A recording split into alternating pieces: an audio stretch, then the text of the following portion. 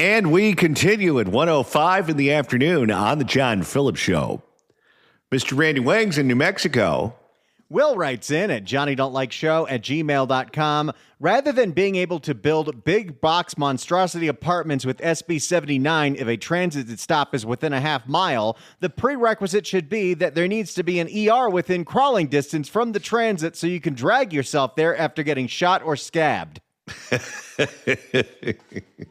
And then they can ask for help from the public to find the person who stabbed you. They just won't tell them what they look like. 800-222-5222 is the telephone number. 1-800-222-5222. Eddie Scary joins us at the top of the hour. But first, Randy, we have an update on the fire in the Palisades. So last week, we found out that there was an arrest in the Palisades fire, somebody who started a fire on January 1st. Then that fire was put out, but was apparently smoldering underground in the root system, which apparently is very common. This is how the Oakland Hills fire in 1989 started and reignited when the winds got all crazy on January 7th. Well, now that is out there, and the after-action report, which, by the way, Karen Bass's appointed interim fire chief says there's nothing we could have done to change things, there are whistleblowers at the LAFD saying that, there's a whole lot of things that we could have done about that, but we didn't. And one of those whistleblowers is now talking to Fox 11. For more, here's Fox 11 in L.A. A new twist in the Palisades fire investigation, and another one, a whistleblower inside LAFD is questioning why critical... Boy, this is like 3 in a row for Marla stories today. Oh, yeah, she's getting all the big scoops. Is questioning why critical heat detection equipment used for years to detect lingering heat underground was not deployed before that fire ignited. Fox 11's Gina Silva joins us now with a story you'll see only on Fox 11. A lot of questions about this. There are plenty of questions, and this is a firefighter who's been with the department for decades. He contacted Fox 11 News because he says the public still doesn't know the whole truth about the Palisades fire. Now, I wonder, Randy, if this is the same guy who spoke with Jennifer Van Laar, who explained to her over at Red State just exactly what happened and how the fire department failed. I got to imagine there's quite a few firefighters that are very pissed off at upper management that will be speaking any way they can to get their side of the story out there. I think you're right. That fire was dead out. If it is determined that was the cause, it would be a phenomenon. But the Lockman fire on New Year's Day was not dead out. Videos posted on social media show the ground smoldering days before the Palisades Inferno on January 7th. And now we are hearing from a veteran LA City firefighter who says the disaster could have been prevented if leadership had followed standard protocol. Oh, boy. It's going to be like Sammy the Bull before he decided he wanted to be a celebrity. I'm going to try to do my best to translate because they have made it so it's almost unintelligible over the radio, but we'll do our best here. So the arsonist may have started it, but it's our responsibility as a fire department to extinguish it completely. The arsonist may have started it, but it's our responsibility as the fire department to extinguish it completely. You notice, by the way, the parallels between this and what happened with PG&E, where PG&E knew that they had faulty equipment and they chose not to replace it because they didn't want to incur the costs, and then the fire started that killed all the people. In this particular case, the fire department knew the fire wasn't fully extinguished because people like the whistleblower told management about it. And then they were told to shut up, and then it was good enough and time to move on to other things. And then the fire started and the homes burned down and the people died. They abandoned it, left it, and went on their way. According to... I'm going to need another pass at that one. It's like, what the hell did Jesse Jackson say all over again? They abandoned it, left it, and went on their way. They abandoned it and something else. Close enough. They abandoned it, left it, and went on their way. According to this LAFD whistleblower who asked us to protect his identity for fear... Really? I thought that was his real voice. Yeah, I thought he had an iron lung. ...his identity for fear of retaliation. The fire was... By the way, I'm just going to point this out. There is so much technology out there. Why do we still need to have the filter like that? Why don't you do what we get asked to do all the time and just take everything this guy says and get Queen Elizabeth to say it? Make my life easier. That would make the news more watchable. Get out of my shot. The fire was never fully extinguished, and key heat detection technology designed to find lingering hotspots underground. Actually, you know what you do, because it's a fire story? Get it to go through an AI filter where he sounds like Smokey the Bear.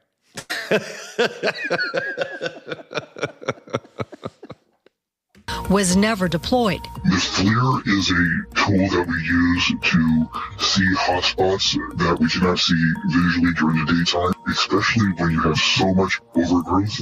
This is an absolute necessity tool that we've had. So they have equipment that's supposed to be able to detect if there's still hot spots underground after they've put out a fire. Why the hell wouldn't you use that? It seems like a reasonable thing to do. If you're willing to fork out the money for the technology, why not use it? For 20 years plus. Would that have prevented the Palisades fire? Absolutely. Okay, can he get an assist from Shang? I think he can. Let me pull up one of our better Shangs and be ready for it. Okay, Shangy, are you ready to go here? Let's do it. Okay, Gina. For 20 years plus. Would that have prevented the Palisades fire? Absolutely. If you have infrared cameras showing hotspots. Thanks, Shang. Let me get a second pass at that. Absolutely. If you have infrared cameras showing hotspots that we can't see with the naked eye, we would be able to put those out. Now, we had 7 days to do that. They had 7 days to use this technology that would have shown where the hotspots were that you cannot see with your own 2 eyes. Why wouldn't they? And why wasn't any of this in that after-action report? Well, what's the argument for not fully extinguishing the fire? That they're spread so thin they don't have the personnel to do it? They need to move them other places? Well, you can definitely make the argument that the LAFD is spread thin when they have to respond to dozens of homeless fires every single day. But I don't even think that would excuse why, if you have this equipment and you know that it's about to be really windy, and this is a very wildfire-prone area that has burned down in the past, and there was a hotspot there, why you would not use this. There has to be an explanation here, and we're not hearing a damn thing from the city about this. Well, and going back to your previous point, how can you write a report and not reference this? Well, the report is not supposed to figure out how this doesn't happen again. The report is supposed to make it look like Karen Bass didn't do anything wrong. They took the most relevant information as to how this happened and they buried it. 7 full days until this fire broke out. So we rekindled. The LAFD itself has promoted videos online highlighting its heat detecting technology. Oh, no. Boy, this is going from bad to worse for them. This is a massive, massive scandal. How is it that the LA Times isn't in front of this? Well, they're the LA Times. It's like every big story that's relevant to every big issue that is impacting the people who live here, they just totally ignore it. The same tools, the whistleblower says, were not used prior to the Palisades fire. Those red embers hide under that surface, and you can't see them. Well, what the thermal camera on these drones allows us to do is pan that area and see those hotspots, allowing us to send firefighters out there to put out those hotspots before the wind picks up. We request. It's really not good that the LAFD has a YouTube video of this technology that they're touting how great it is. Well, and let's also not forget, the mayor is claiming that she didn't know about the wind, but the fire department was the entity that kept warning her about it. So they can't claim that they didn't know about the wind because we have it in writing that they were aware of it. We requested an interview with Interim Chief Ronnie Villanueva. This statement was issued instead. Holdover fires can be nearly impossible to detect with infrared imaging. I don't think that's true. This is the explanation? Well, nobody's perfect. This is the guy that went on camera the day of the arrest after the after-action report was put out and said, there is nothing differently we could have done that would have stopped all the homes from burning down. Is every public official at the city and county level in Los Angeles a complete joke? Well, if you don't tout the company line, you know what happens to you. You get fired. There's like 5 of them that have their heads screwed on straight. It's what? Tracy Park, Catherine Barger, Monica Rodriguez, John Lee, and that's it. Maybe Hochman. Holdover fires can be nearly impossible to detect with infrared imaging, as smoldering often occurs deep below the surface, especially in chaparral terrain where dense root systems conceal residual heat. But there's video of the smoldering that you could see. If the whistleblowers were aware of it, and they were writing about this to Jennifer Van Laar a long time ago, how is it that the fire department was unaware of it? How is it that they had to wait until the news called them before they were willing to comment on it? Could this be a budget cuts thing? Could this be, well, it's expensive to deploy this stuff and we don't have the money, so let's just move on to the next fire, and if it sparks up again, we'll put it out? Well, if they blame the budget, they're blaming Karen Bass. And if you're the fire chief and you say something that the mayor doesn't want you to say, you know what's going to happen to you next, because that's what happened to the last one. So they can't say that. My guess is that's probably the correct answer. They didn't have the resources to be thorough putting out the last fire because they knew the winds were coming up and they needed to take whatever personnel they had and put them wherever they thought that they needed them. Under extreme winds, low humidity, and prolonged drought, these fires can reignite despite full suppression and containment efforts. The January 7 fire was not a rekindle or due to failed suppression, but the reactivation of an undetectable holdover fire. It was impossible for us to do anything about this. Well, this is one of these things where if the Times doesn't write about it and the news doesn't talk about it, it's just going to be like it never happened. And 3 weeks from now, everyone's going to assume it was global warming. Under extraordinary wind conditions, 12 people were killed in the Palisades fire.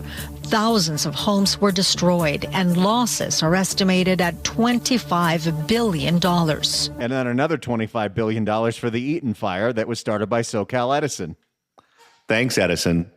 You've been with the fire department for many years. Why are you coming forward with this information? This department takes zero accountability, points the finger to everybody else. I feel like he's not going to be the only whistleblower out there soon. Oh, no. No, because multiple firefighters who are out there working on putting this fire out have to be frustrated as hell that they were pulled off of that fire and sent somewhere else. This department takes zero accountability, points the finger to everybody else. We have hard-working men and women, boots on the ground, doing the best they can. But we were handcuffed because of the management, the chief, the politics, and everyone's pointing a finger. So he's saying we're hardworking, we're trying to do our jobs, but we are handcuffed because of the politics of this and management. That's not good. I believe every word of that. But we were handcuffed because of the management, the chief, the politics, and everyone's pointing a finger. We also requested an interview with Mayor Karen Bass, but her office has not responded. So next steps then. I mean, this is somebody who's currently on duty then. He's been working for the fire department for many years, and he knows how it all works. And he says he was absolutely shocked that these heat detecting, technology was not used. Was he part of the team that put it out initially on New Year's Day? No, he was not. Okay. All right. Well, So that means a lot of people within the department have been talking about this, probably for the past 9 months. Well, what'll be interesting is how the firefighters union responds to this. Because the firefighters union, they have to negotiate with the mayor's office. They have to negotiate with the council for things like contracts. And they have to fight with the city over budgets for their department to make sure that they have the equipment that they need, they have the personnel that they need, those sorts of things. So they need to keep an open line of communication between them and City Hall. But they also have firefighters that are saying things politically that are hot potatoes for the mayor and council. The mayor wants them to shut up. The mayor, I'm sure if she had her way, would punish them, just like she did to the chief, because the chief said things that she didn't want to hear that made her look bad. And the union has a responsibility to stand up for its membership. And in this particular case, their membership is telling the truth. They're telling tough truths, but they're telling the truth. And it would be real easy if the mayor comes knocking on the door and says, listen, we need your members to shut the hell up. And you better figure out how to do that, or we're going to punish you. It would be real easy to side with the mayor. Because from the point of view of the union's there to get salary, to get benefits, to get working conditions, to make sure that they increase their membership, those sorts of things. They're not there to make sure that the truth is put out about the fire. That's something that their members care about, but it's not necessarily something a contract negotiating committee would care about. But it is still their responsibility to defend their members. It is still their responsibility to make sure that those guys have their backs covered, because the city is going to be out to get them. In a one-party city, in a one-party state, you were supposed to repeat the company line. You were never supposed to break ranks. You were never supposed to put out an alternate storyline, particularly if what they're saying is a lie and what you're saying is a truth. Don't forget, you get in more trouble with the truth than you do with the lie. And these guys are going to have great big targets on their heads. So let's hope that the union does the right thing and defends them, because the mayor and the council and all of their proxies are going to be coming after them. If you'd like to email the show, you can do so at johnnydon'tlikeshow@gmail.com. That's johnnydon'tlikeshow@gmail.com. And Randy, now that we've hit the halfway point of today's show, if you want to continue listening to us after we sign off at 3, that's easy to do. All you got to do is search for The John Phillips Show wherever you get your podcasts, whether it's the Apple Podcasts app, iHeart, Spotify. Search for The John Phillips Show. Hit subscribe. You could download all the episodes. You could do a Google on the YouTube. You could get the free KABC app. You can get the free KSFO app. You could also get the free KMJ Now app, because we do an hour of the Fix California Hour Saturdays at 2 on KMJ in Fresno. There are so many different ways to listen live to our radio stations and download all the podcasts. And just remember, The John Phillips Show has been and will always be your number one source for Queen Elizabeth content. I may be criticized and dragged through the mud for it and get my wig snatched, as the gay guys say. Coming up next, you hear from different people different things about what happens to you if you just take your jury summons that you get in the mail and throw it in the trash. Some people say you'll get in trouble if you do it one too many times. Other people say you can do it forever and they don't really care about it, and only suckers show up to jury duty. Well, one California reporter decided to do a deep dive to find out if she could get to the bottom of it. Those details coming up next.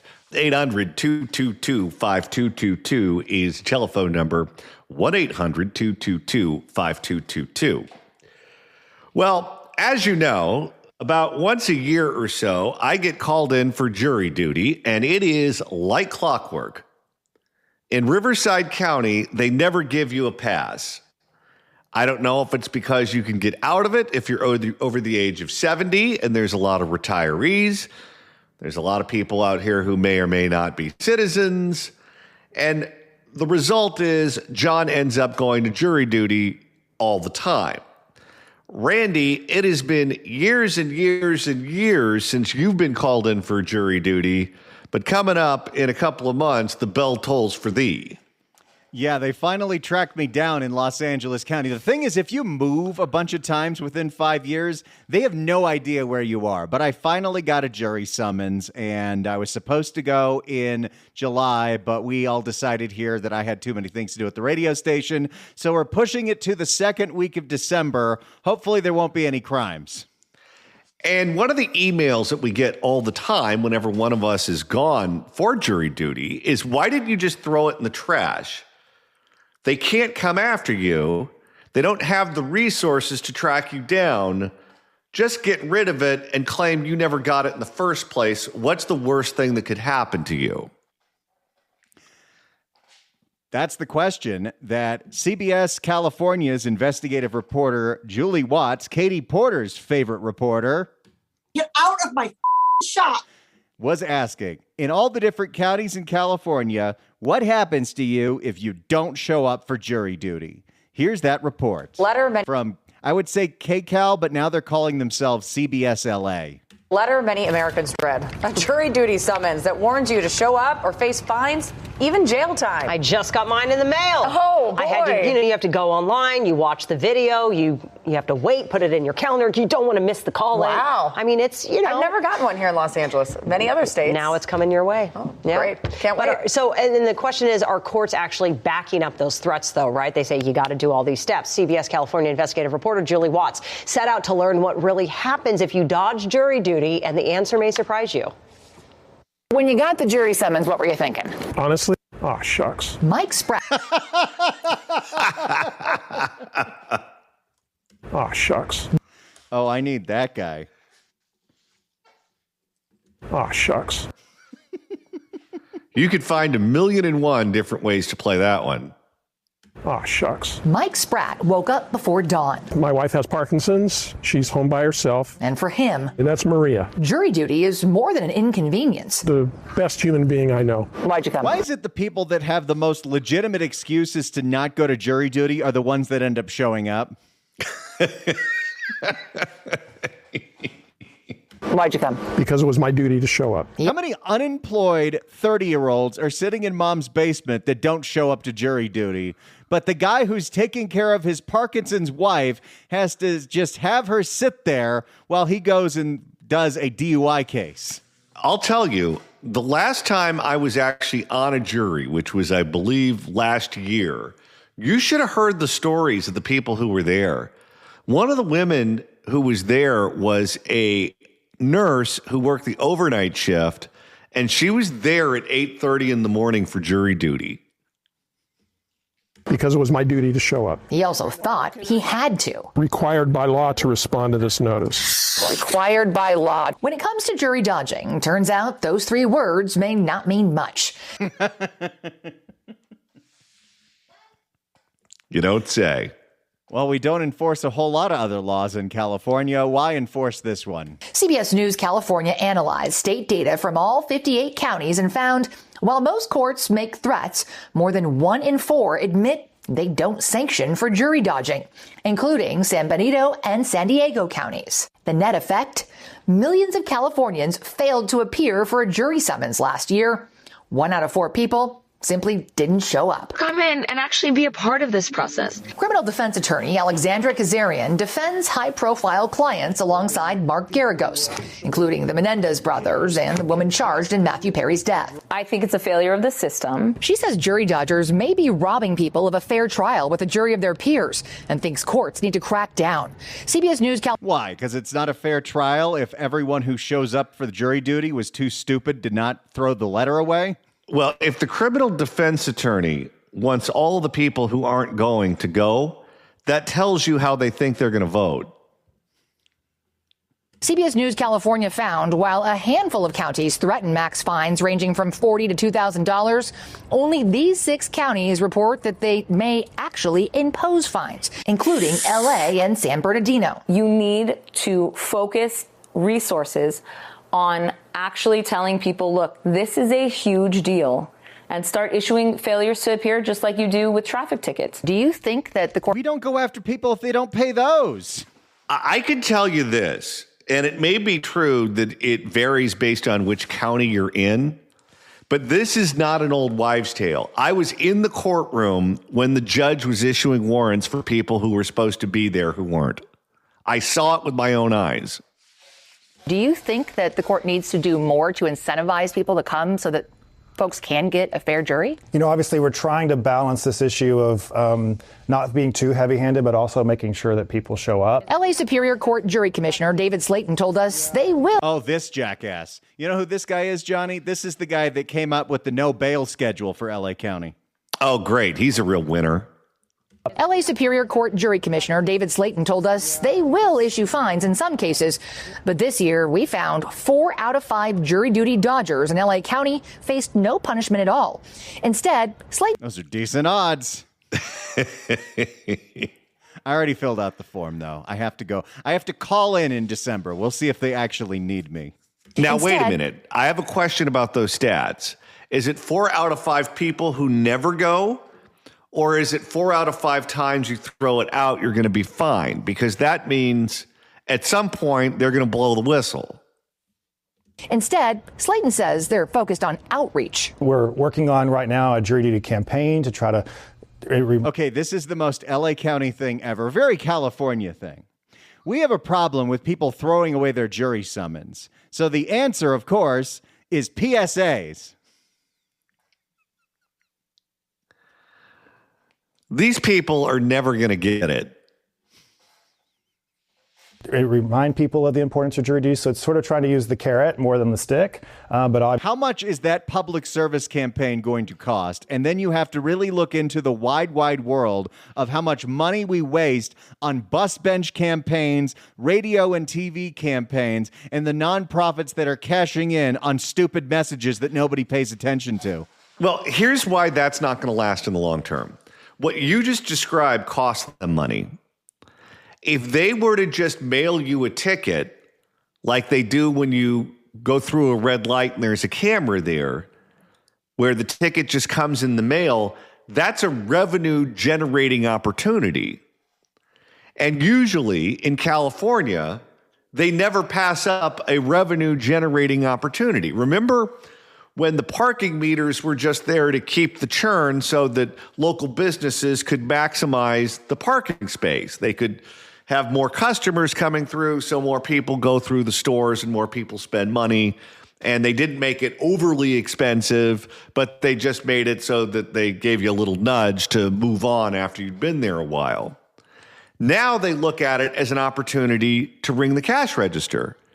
And they jack the parking rates up because they can. I think they're going to look at jury duty the same way they look at the parking meters, and they're going to say, why are we allowing this to cost us money when we could be making a mint by sending people expensive tickets in the mail that they would then just turn around and pay? But obviously, when we need to use more accountability, we can do that. You're very much... Not surprising that the guy behind no bail says the word accountability. Accountability, we can do that. You're very much focused on the carrot and not the stick.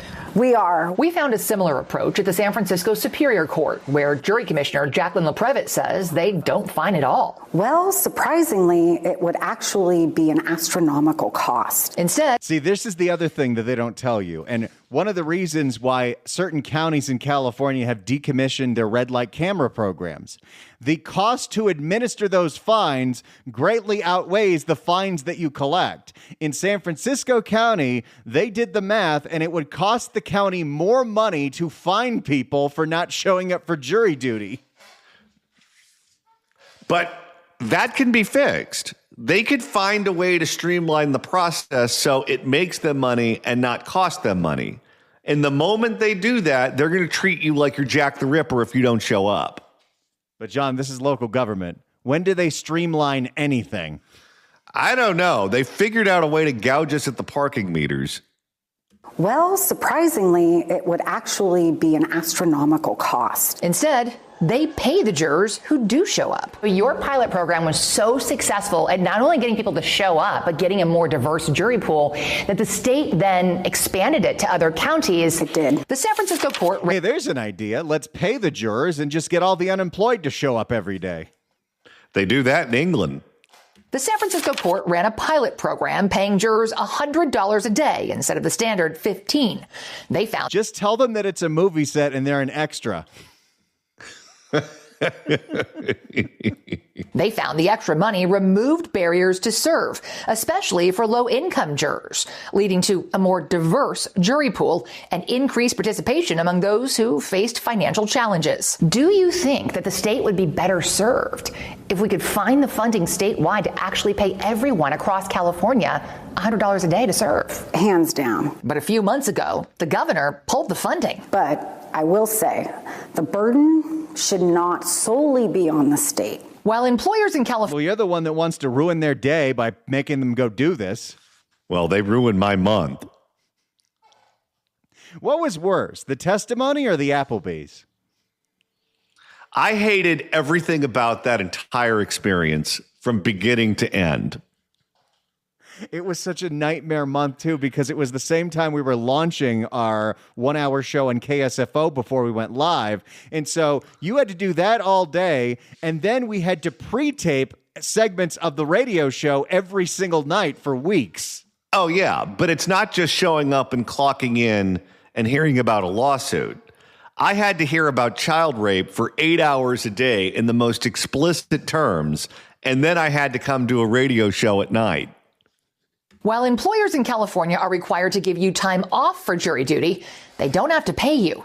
And she believes that needs to change. Hopefully, legislation in the future can focus on forcing employers of a certain size to pay their employees for jury duty. It will keep these people coming in the door to serve and maintain fair access to justice. In the meantime, jury boxes are filled with people who can afford to lose days of income, often retirees. Yep, and busybodies that watch a lot of court TV.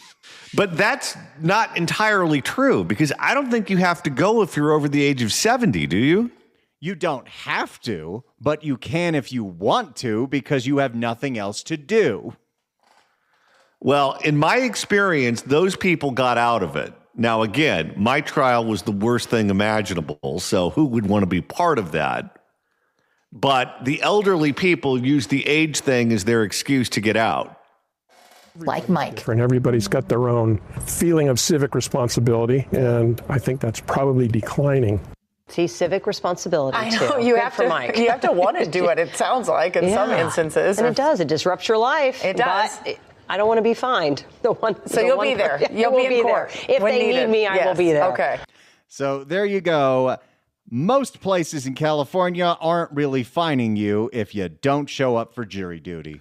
But it all depends on which county you live in. They said what? San Benito and San Diego don't enforce it for sure? At all. And Los Angeles only enforces it about 20% of the time, maybe. All right. Well, there you have it.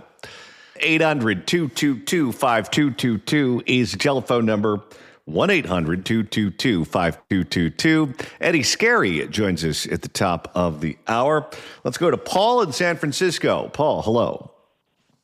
Yes, there was no proof that you got a jury summons. I'd like to see that a judge prove that you received it in the mail. Second of all, I've been on recently about 8 years ago. I was on an attempted murder case. You don't want some of these jurors. The defendant was 6'2". Witnesses said the perpetrator was 5'8", and 3 people voted for the man to be guilty, the 6'2" person. We don't want some of these people on there. You want people who are motivated to do a good job. And people just showing up for $100 are not going to necessarily do a good job. Well, when I served on my trial and we went back into that deliberation room, we were batting around the facts of the case, what we remembered, what we needed clarification on, those sorts of things. And it really was a cross-section of the community. And you're right, they aren't necessarily the sharpest tools in the shed. I remember during one of the discussions, I would have to define the words I was using because they didn't understand them. And I wasn't going out of my way to use big words. It was just we were talking about things that came up in the trial and they didn't know what the words meant. And good on them for asking what the words meant, because I'd rather have it explained to them so we all know what we're talking about than for them to pretend like they knew and they didn't know.